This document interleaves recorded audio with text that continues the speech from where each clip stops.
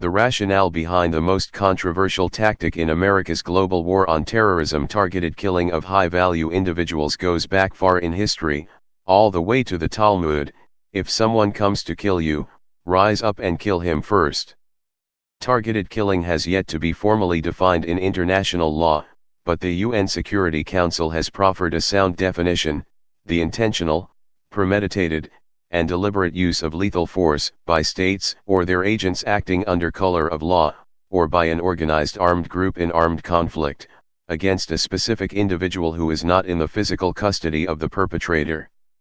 Only since the early 2000s has targeted killing, TK, emerged from the shadows of the covert action world to become a major policy issue for governments, human rights watch groups, international lawyers, and of course, the press.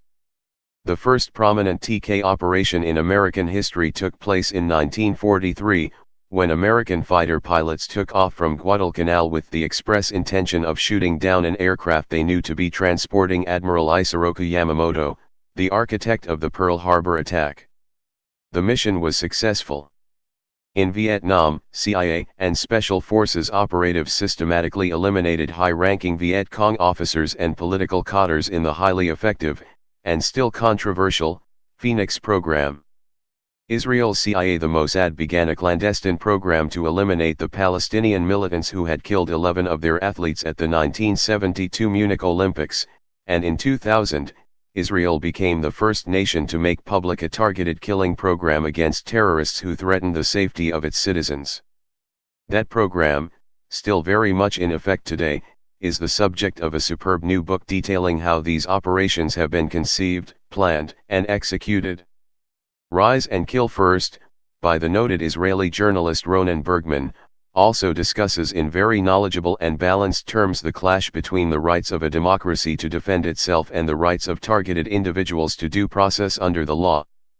Rise and Kill First shines an oblique light on how these extremely complex operations are carried out by the United States, for as Bergman points out, the United States has taken the intelligence gathering and assassination techniques developed in Israel as a model, and after September 11 and President Bush's decision to launch a campaign of targeted killing against Al-Qaeda, it transplanted some of these methods into its own intelligence and war on terror systems. Ironically, the Bush administration initially opposed the Israeli TK program. Then came 9/11, and close on its heels, Congress passed the Authority to Use Military Force, AUMF, statute, which granted the president the right to use all necessary and appropriate force in pursuit of the Al-Qaeda perpetrators of 9/11, and affiliated groups. Bush, Obama, and Trump have all interpreted that statute very broadly as a justification for counter-terrorism operations in many countries, sometimes with the permission of the host government, sometimes not. Washington has also anchored its defense of its killing program on the UN Charter's Article 51, granting every nation the right of self-defense. Although agents of the U.S. government have been prohibited by executive order from conducting assassinations in peacetime since 1976, the government has claimed, and continues to claim, that all targeted killing operations by drones, kill/capture raids by commandos, and cruise missile strikes are carried out against enemy combatants in an armed conflict. Among military professionals and independent monitoring groups of all kinds, there is widespread consensus that the number of American targeted killing operations has been rising steadily for the last decade. It's impossible to get accurate figures on either the number of operations, or the numbers of combatants and innocent civilians killed, because the strikes in the war zones of Afghanistan, Syria, and Iraq are covered and highly classified. Still, quite a number of studies and government statements support the claim that such operations are launched more and more frequently. The New American Foundation, for instance, claims that the Obama administration launched 4 times the number of drone strikes in its first 2 years than the Bush administration launched over its 8-year tenure. In July 2016, the Obama administration released an executive order outlining policies to minimize civilian casualties in such strikes, as well as figures for drone strikes outside of the active war zones, i.e. in Somalia, Libya, Yemen, and the tribal region of Pakistan. Between 2009 and mid-2016, 273 strikes had killed between 2,272 and 2,581 combatants and between 64 and 116 civilians. The civilian casualty figures were greeted with widespread skepticism by human rights groups and the press. According to NBC News, the Trump administration in spring 2017 declared parts of both Yemen and Somalia to be war zones, meaning that military commanders no longer had to guarantee there was a near certainty that no civilians would be harmed in a prospective strike before requesting approval to execute from the top general of U.S. Central Command. The most glittering success of the entire American TK program, of course, was the May 2, 2011 raid by SEAL Team 6 that dispensed with Osama bin Laden. But there's no denying that despite extremely methodical planning based on intelligence gathered by state-of-the-art surveillance systems, some of these strikes have missed their target and resulted in considerable collateral damage. In spring 2003, U.S.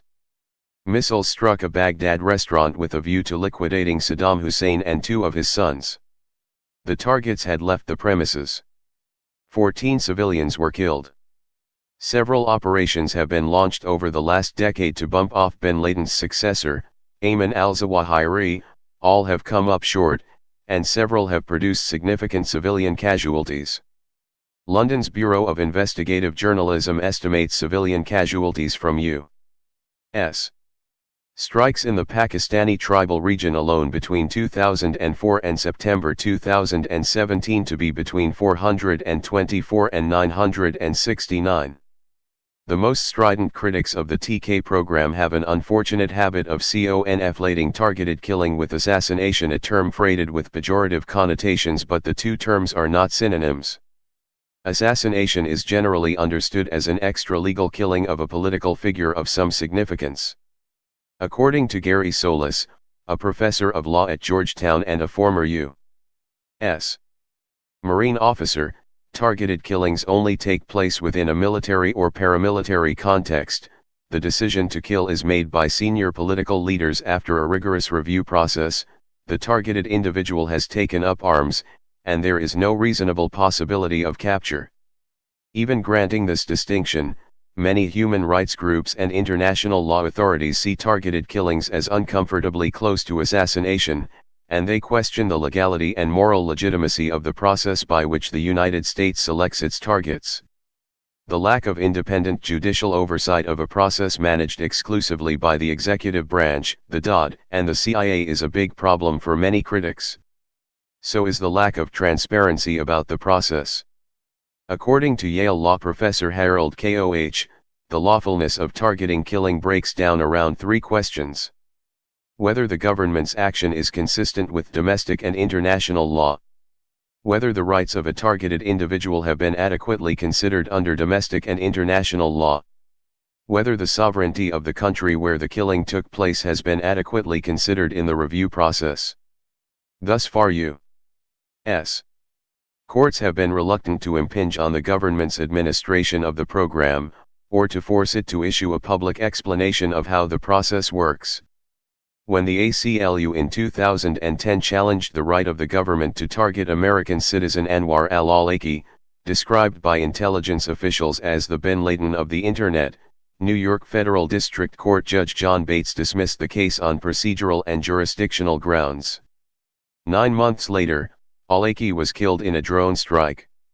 In 2014, after 4 years of legal wrangling by the ACLU and the New York Times, the Federal Court of Appeals in New York ordered the release of a single memo outlining the legal basis for the program. The Justice Department released a heavily redacted document, but the next year, the same court refused to order the government to release 9 other memos requested by the New York Times on targeted killing prepared by the Justice Department's Office of Legal Counsel. The U.S. Supreme Court has yet to rule on the legality of the program, but Israel's Supreme Court in 2006 recognized targeted killing a legitimate means of warfare, subject to stringent controls and balances. The most common charges leveled against the American program by human rights watch groups and the press is that too many of these precision strikes fail, and too many innocent lives are lost all too often, children's lives. Sources disagree widely over the extent of the collateral damage from TK missions. For obvious reasons, the figures are highly politicized. What President Obama said in 2013 still holds true today: there is a wide gap between U.S. assessments of such casualties and non-government reports.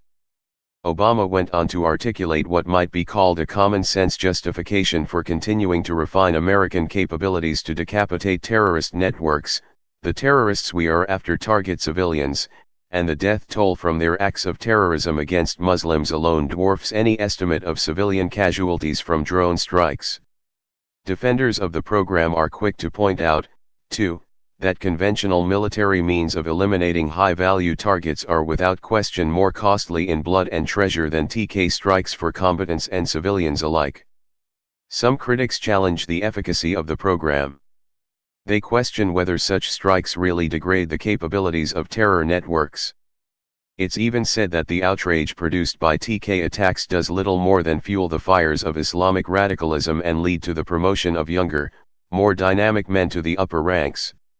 One sees this claim made frequently in the rapidly growing literature, but it seems highly conjectural at best.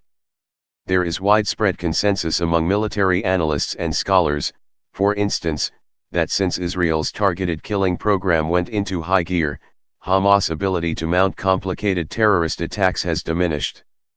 Osama bin Laden himself expressed deep concern to subordinates over America's efforts to decapitate the al-Qaeda hierarchy.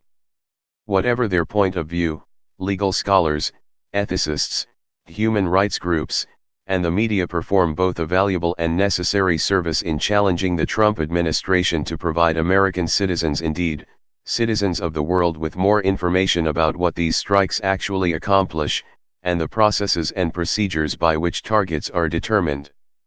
The genie is out of the bottle, and it would be naive to believe that American courts or the pressing weight of popular opinion are going to bring the program to an end. Professional soldiers and counterterrorism analysts alike confirm that targeted killing is among the most effective tactics in the Western democracy's toolkit. Moreover, technological improvements in intelligence gathering and munitions are sure to further limit collateral damage in future operations. Widespread acceptance of the U.S. targeted killing as a legitimate form of warfare depends on the willingness of the American government to be much more transparent than it has been up this point on the principles for target selection, and on self-imposed restraints on use of such strikes. Daniel Beeman of Georgetown University, one of the leading academic authorities on the topic, wisely suggests that some sort of independent special court should be established to review the government's case for each target selected. It wouldn't be a bad idea, either, for an independent board of retired military and international law experts to conduct a study of the U.S. targeted killing program this far, and make at least part of its findings public. Scholars Gabrielle Bloom and Philip Heyman make an equally sound suggestion in Laws, Outlaws, and Terrorists when they write, "The aggression of the targeted killing tactic mandates its measured use only in the most urgent and necessary cases. The government's intent should be to tame violence, not exacerbate it. Where alternatives exist, they should be pursued, not just as a matter of law but also as a matter of sound policy."